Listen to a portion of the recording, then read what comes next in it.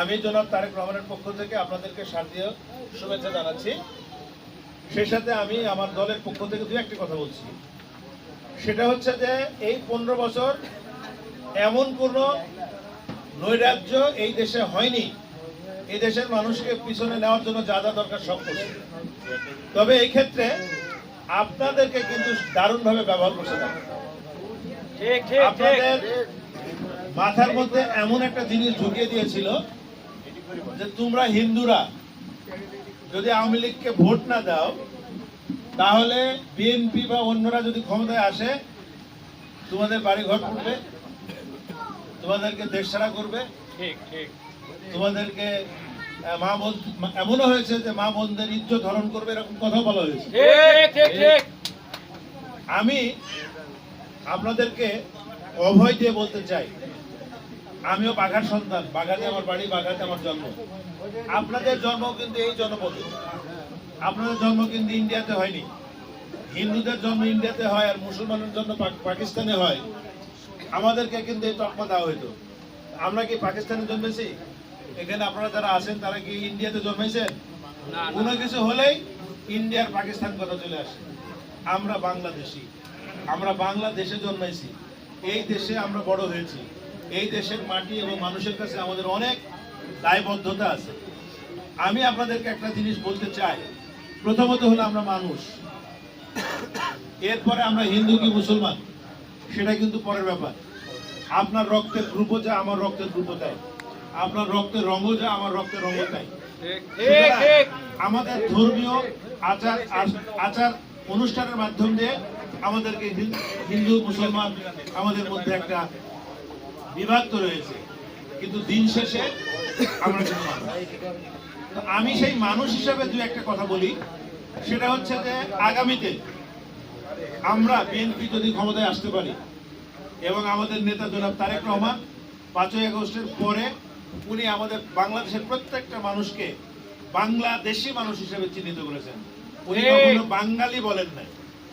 এই বাঙালি তো কলকাতাতেও তো আছে, কিন্তু আমরা বাংলাদেশি, আমরা বাংলাদেশি, বাংলাদেশের জাতীয়তাবাদের আমরা মানুষ, জাতীয়তা বোধ আমাদের মধ্যে আছে। সুতরাং জাতীয়তা বোধ থেকেই কিন্তু এই জনপদের মানুষকে ভালোবাসার, ভালো রাখার সুযোগ কিন্তু আমাদের তৈরি হয়েছে। আমরা যদি এই কাজটি করতে না পারি তাহলে আমাদের এই জনপদের জন্ম কিন্তু ব্যর্থ, আমাদের জন্মানোটা কিন্তু ব্যর্থতায় রূপান্তরিত হবে। আমি খুব কষ্ট পেলাম যে এই বাঘার মতো জায়গাতে মন্দিরের নিজস্ব জায়গা, অথচ 10টা ইট, 1 বান্ডেল টিন বা একটা স্থাপনা হতে পারত, কেন হয়নি আমার জানা নেই। তো আমি ছোট মানুষ, খুব ক্ষুদ্র মানুষ, আপনারা শুরু করলে আমি সহযোগিতা করব, সেই সহযোগিতার হাত আমার থাকবে।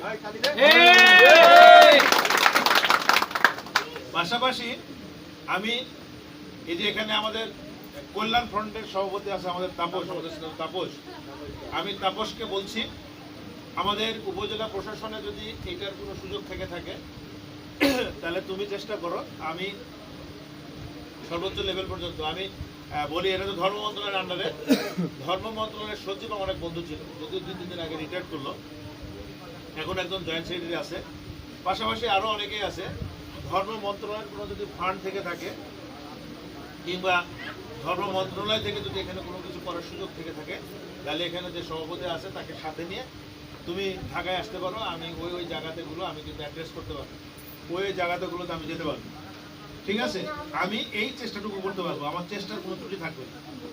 দ্বিতীয়ত হলো, একটা ধর্মীয় প্রতিষ্ঠান শুরু করলে কিন্তু শেষ হয়ে যায়, সাহস করে শুরু করতে হয়, তাহলে কিন্তু 10 জন মানুষের হাতও সম্প্রসারিত হয়, সেটা মন্দিরই হোক আর মসজিদই হোক। সো আমি বলবো শুরু করো, শুরু করলে এটা একটা সময় শেষ হবে, কারণ জায়গাটা যেহেতু মন্দিরের নামে রয়েছে সেহেতু এখানে শুরু করলে আমি মনে করি হয়ে যাবে। সেক্ষেত্রে অনেকের, আমাদের মধ্যে অনেকেরই বিত্তবান যারা আছে, অনেকের মানুষ কিন্তু এমনি হিন্দু হোক মুসলমান কিন্তু দান করতে চায়, সেটা হতে পারে। এরপরে আমাদের যদি রাষ্ট্রীয় সহযোগিতা থেকে কোনো কিছু হয়ে থাকে সেগুলো কাজে লাগিয়ে মন্দিরটা শুরু করতে হবে সভাপতি সাহেব, ঠিক আছে? এখন এখানে সভাপতি সাহেবের গাফিলতি আছে কিনা তা তো আমি জানি না, হ্যাঁ যদি সভাপতি সাহেবের কাবুলে থাকে তাতে কি হয়েছে? লোক সংখ্যা কম থাকলে কি লোক মানুষ না? এটা তো হতে হবে মানুষ। হ্যাঁ লোক সংখ্যা কম থাকলে হতে হবে। আর আমি আরেকটু বিনীত অনুরোধ রাখবো, দীর্ঘ 15 বছর তো আওয়ামী শাসন আপনারা দেখলেন। আপনারা এবার আমাদের নেতা জনক তারেক রহমানকে আগামী যে নির্বাচন আসতেছে সেই নির্বাচনে আমাদের তারেক রহমানের হাতকে শক্তিশালী করবেন। যে নির্বাচন আসছে সেই নির্বাচনে আগামীর বাংলাদেশ কিরকম হবে সেই ব্যাপারে উনি একটা দিক নির্দেশনা দিয়েছেন। এই যে 31 দফা উনি একটা দিক নির্দেশনা দিয়েছেন। এইটার মধ্যে সুন্দর বাংলাদেশ গড়ার যে স্বপ্ন উনি দেখছেন, বাংলাদেশকে মানুষকে সুন্দর রাখার স্বপ্ন দেখছেন, বাংলাদেশকে একটা উন্নত বাংলাদেশ গড়ার যে স্বপ্ন দেখেছেন, তার প্রত্যেকটা দিক কিন্তু এখানে উল্লেখ আছে। এটা যদি সত্যিকার অর্থেই বাস্তবায়িত হয়, আগামী প্রজন্ম সত্যিকার অর্থে একটা সুন্দর বাংলাদেশের যে স্বপ্ন দেখছে সেই স্বপ্ন তারা বাস্তবায়িত করতে পারবে।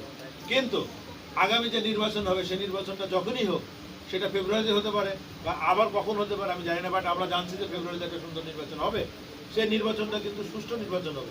আপনারা বিগত দিনে কিন্তু কেউ ভোট দিতে পারেননি, যেতে পারেননি, কিন্তু আগামী যে নির্বাচন হবে সেই নির্বাচনে একটা সুন্দর নির্বাচন হবে। সেই নির্বাচনে আপনারা বাংলাদেশ জাতীয়তাবাদী দলকে ভোট দিবেন, ধানের শীষে ভোট দিবেন, এবং ধানের শীষে ভোট দিয়ে আমরা যারা বাংলাদেশ জাতীয়তাবাদী দল করে থাকি, আমাদের নেতা প্রিয় নেতা আগামী দিনের যিনি রাষ্ট্রনায়ক হবে সেই রাষ্ট্রনায়ককে আমরা ক্ষমতায় নিয়ে যেতে চাই। সাথে সাথে আমি আরেকটি কথা বলতে চাই, এখন অনেকেই বলতেছে অমকে নমিনেশন পাইছে, অনেকে ধানের শীষের প্রতীক পাইছে, এরকম কিন্তু একটা প্রচার প্রচারণা অনেকে চালাচ্ছে। আমি আপনাদেরকে দায়িত্ব কণ্ঠে বলতে চাই, বাগাচার কেন সারা বাংলাদেশে কাউকে এখনো নমিনেশন দেওয়া হয়নি। কিন্তু এইটা কেউ কেউ আমাদের মধ্যে একটা বিভাজন তৈরি করার জন্য, আমাদের প্রতিপক্ষ তৈরি করার জন্য এবং এই প্রতিপক্ষ বানিয়ে একটা সুযোগ নেওয়ার জন্য বলছে যে অমকের নমিনেশন পেয়ে গেছে, অমকের পক্ষে দু একজন ভোট চাচ্ছে। আমাদের মধ্যে কেউ একটা অস্থিরতা বাড়ানোর একটা বিষয় তৈরি করেছে, যাতে আমি তারে পছন্দ না করি, ও আমারে পছন্দ না করে। কিন্তু আমি একেবারে মোটা দাগে বলতে চাই, আমরা কিন্তু একটাই মানুষ, সেটা হচ্ছে ধানের শীষ। আমরা এখানে সবাই ধানের শীষের লোক, আমরা কোনো সাহেবের লোক না, আমরা অমক সাহেব অমক সাহেব অমক সাহেবের লোক না, আমরা দিন শেষে সবাই ধানের শীষের লোক, বাংলাদেশ জাতীয়তাবাদী দলের লোক। আগামীতে বাংলাদেশ জাতীয়তাবাদী দলের পক্ষ থেকে জনাব তারেক রহমান ধানের শীষের প্রতীক যাকে দিবে, ধানের শীষের নমিনেশন যাকে দিবে, আমরা তাদের সাথে ভোট করব। সে যেই হোক, আমার বিআই পলাশও যদি ধানের শীষের প্রতীক নিয়ে আসে, আমরা তার পক্ষে ভোট করব। ঠিক আছে, ওই আরেক সাহেবও যদি ধানের শীষের প্রতীক নিয়ে আসে, আমরা তার পক্ষে, আমার তাপস যদি প্রতীক নিয়ে আসে তার পক্ষে ভোট করব। আমাদের কোনো বিভাজন, আমরা এই জন্য আপনাদেরকে যে কোনো ধরনের বিভাজন বিভ্রান্তিতে না থাকেন সেই জন্য একটা কথাই বলছি, আপনারা বাংলাদেশ জাতীয়তাবাদী দল এবং এই দলের যিনি মালিক আমাদের মা দেশনেত্রী বেগম খালেদা জিয়া, আপনি জানেন যে মাত্র সামান্য একটা মামলায় তাকে দীর্ঘ 8 বছর কারাগারে থাকতে হয়েছে। সুচিকিৎসার জন্য তাকে বিদেশে যেতে দেওয়া হয়নি। আমাদের প্রিয় নেতা তারেক রহমানকে 1/11 সময় দেখেছেন, তাকে মেরুদণ্ড ভেঙে দেওয়া হয়েছে, তার উপরে যে অত্যাচার করা হয়েছে, এত অত্যাচার বিএনপির কোন লোকের উপরে করা হয়নি। যে যত কথা বলুক না কেন, তারেক রহমানের উপরে যে অত্যাচার করা হয়েছে, এরকম অত্যাচার বিএনপির কোন লোকের উপরে করা হয়নি। সুতরাং সেই নেতা সুদূর প্রবাসী থেকে, লন্ডনে থেকে এই দেশের বাংলাদেশ জাতীয়তাবাদী শক্তিকে এক জায়গায় করেছেন। এই দেশের তরুণ প্রজন্মকে, এই দেশের আবাল বৃদ্ধ বনিতা যারা আছেন, সমস্ত জাতীয় শক্তিকে একটা প্ল্যাটফর্মে নিয়ে এসে আজকে জুলাই বিপ্লব ঘটিয়েছেন, জুলাই বিপ্লবে অবদান রেখেছেন। সুতরাং আমরা তাকে আগামীতে রাষ্ট্র ক্ষমতায় দেখতে চাই, চাই কিনা বলেন আপনারা? সেই জায়গাতে আপনারা যেভাবে আগে বিভ্রান্ত ছিলেন যে হিন্দুর ভোট বিএনপি পাবে না, আমি কিন্তু এটা বিশ্বাস করি না। আমি কিন্তু এটা বিশ্বাস করি না। কেউ কেউ বিশ্বাস করানোর চেষ্টা করে, আমি বিশ্বাস করি এই জনপদের মানুষ বাংলাদেশের ভালো মানুষকে খুঁজে নেবে। পাশাপাশি আর একটা কথা বলি, সেটা হলো 5ই আগস্টের পরে আমাদের মধ্যে কিছু অতি উৎসাহী লোকজন হয়তোবা কিছু দুষ্কর্ম করেছে, আমি এটা অস্বীকার করছি না, কিন্তু এটার জন্য হয়তো এটা করেছে 2% 1% লোকজন। এই 2% 1% লোকের জন্য আপনারা 98% লোকের বিপক্ষে দাঁড়াবেন না, এটা আমার বিশেষ অনুরোধ। আপনারা দলকে ভালোবাসবেন, দলের নীতি নির্ধারণ যেটা থাকবে সেটাকে আপনারা অনুসরণ করবেন এবং আগামীতে যে নির্বাচন হবে সেই নির্বাচনকে আপনারা ঠিকমতো ভোট দিতে যাবেন এবং আমাদের দল বিএনপিকে নির্বাচিত করে সংসদে পাঠাবেন এই আশাবাদ ব্যক্ত করে আমি আমার কথা শেষ করছি। সবাইকে ধন্যবাদ। আমাদের মরহুম নেতা শহীদ প্রেসিডেন্ট জিয়াউর রহমান অমর হোক, আমাদের মা দেশনেত্রী বেগম খালেদা জিয়া জিন্দাবাদ, আমাদের প্রিয় নেতা তারুণ্যের অহংকার আগামী রাষ্ট্রনায়ক জিন্দাবাদ জিন্দাবাদ।